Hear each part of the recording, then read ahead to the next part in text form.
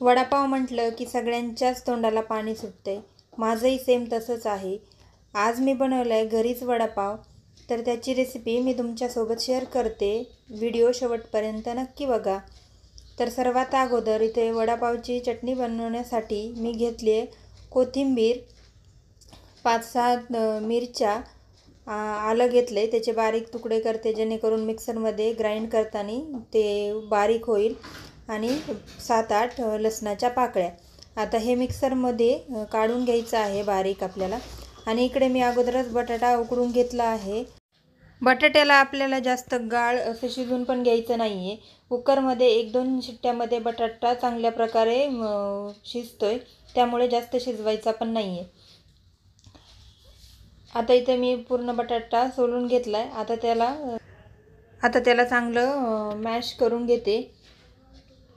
बटाट्याला चांगलं बारीक करून घ्यायचं आहे जेणेकरून म्हणजे वडा तळताना ते फुटणार नाही. जर कुठे जाड वगैरे बटाटा तसाच राहिला तर आपला वडा फुटेल तळताना, त्यामुळे बारीक करून घ्या बटाटा. आता इकडे मी फोडणीसाठी हे घेतलं आहे बारीक केलेला बटाटा आणि चटणी, मोहरी आणि कढीपत्ता. आता फोडणीसाठी मी अगोदर तेल गरम करून घेतलं आहे. त्यामध्ये मोहरी ॲड केली आहे. मोहरीला आपल्याला चांगलं तडतडू द्यायचं आहे. मोहरी चांगली तडतडल्यावर त्यानंतर आपल्याला त्यात कढीपत्ता टाकायचा आहे. कढीपत्ताही चांगला भाजून घ्यायचा आहे जेणेकरून खाताना आपल्याला चांगली टेस्ट येईल. आणि त्यानंतर मसाला आपल्याला कमी फ्लेमवर तळायचा आहे जेणेकरून तो करपणार नाही आहे. मी त्यात थोडीशी हळद टाकली आहे. आणि मसाला तळताना नेहमी हलवत राहायचा आहे कारण तो खाली कढईला चिटकणार नाही. मसाला चांगला भाजून घेतला तरच आपला वडापाव छान बनेल, त्यामुळे मसाला व्यवस्थित भाजून घ्या. आता मसाला इथं भाजला आहे, त्यामध्ये मी आता बारीक केलेला बटाटा ॲड करते.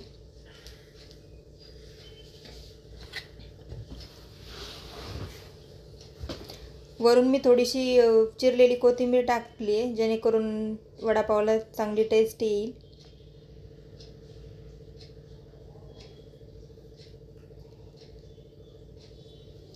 आणि चवीनुसार मीठ.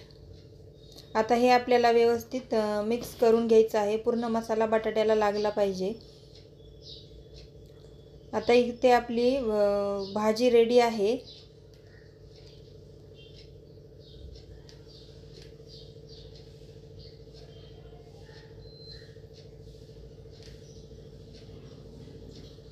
आता मी याला एका प्लेटमध्ये काढून घेते. तोपर्यंत आता इथे बॅटर तयार करते मी. तर मी इथे एक वाटी बेसन पीठ घेतले. त्यामध्ये चवीनुसार मीठ टाकले आणि हळद, नंतर खाण्याचा सोडा. आता ह्या बॅटरमध्ये आपल्याला एकदमच पाणी ॲड करायचं नाही आहे. थोडंसं पाणी ॲड करायचं आहे. थोडंसं सुरुवातीला घट्टच राहू द्यायचं आहे आणि चांगलं मिक्स करून घ्यायचं आहे जेणेकरून बेसन पिठाच्या गाठी त्यामध्ये राहणार नाही आहेत.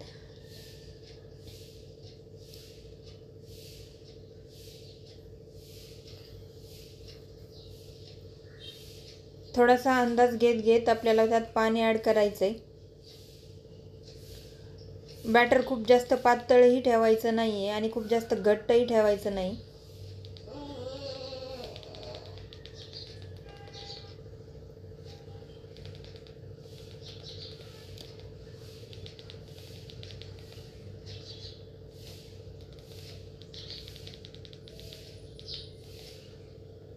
हे अशा प्रकारे आपल्याला बॅटर करून घ्यायचं आहे. इथे मी बटाट्याची भाजी थोडीशी फ्रीजमध्ये ठेवली होती 5-10 मिनिट. जर आपल्याला कधी वडापाव तळायचा असेल किंवा पुऱ्या तळायच्या असतील तर त्याला फ्रीजमध्ये 10-15 मिनिट तरी ठेवावं जेणेकरून ते तळताना जास्त ऑइली होणार नाही आणि आपला पदार्थही जास्त ऑइली लागणार नाही आपल्याला. इथे मी आता ह्याचे गोल असे गोळे करून घेते.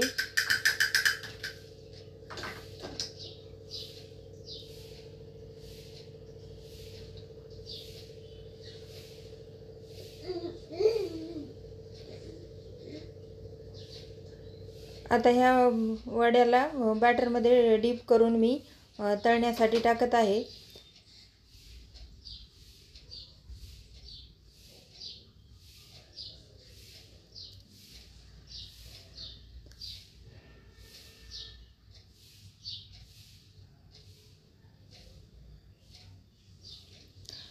वड्याला लगेच टाकल्या हलवायचं नाही आहे, त्याला अशा प्रकारे अगोदर तळू द्यायचं आहे आणि मग नंतर त्याला पलटायचं आहे.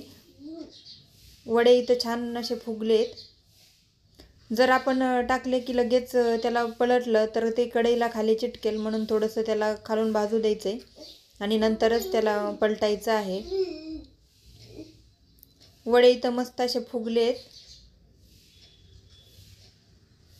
आणि हे वडे आपल्याला हाय फ्लेमवर तळायचे आहेत, जेणेकरून लवकर तळतील आणि खालून म्हणजे चिटकणार नाही.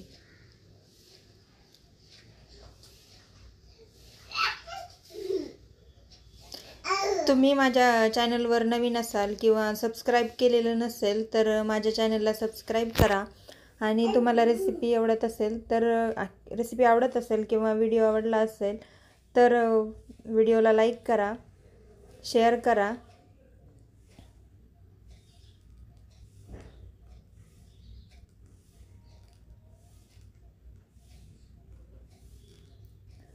मी तर सारखं त्याला पलटते, कारण खालून म्हणजे चिटकणार नाही आहे किंवा काळा असं भाजणार नाही.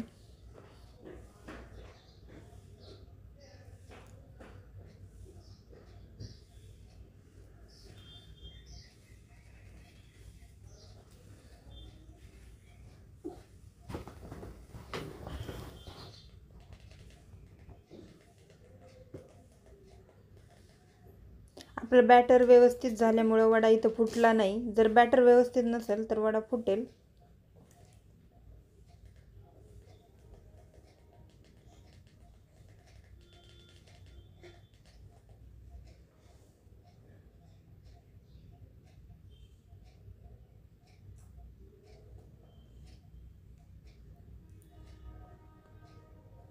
साधारण 5 मिनिटानंतर आपल्या वड्याला कलर आलेला आहे. आता मी त्याला एका प्लेटमध्ये काढून घेते.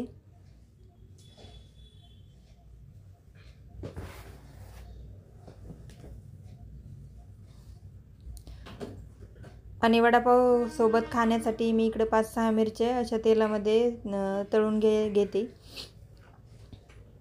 आणि त्या मिरचीवर थोडंसं मीठ टाकते.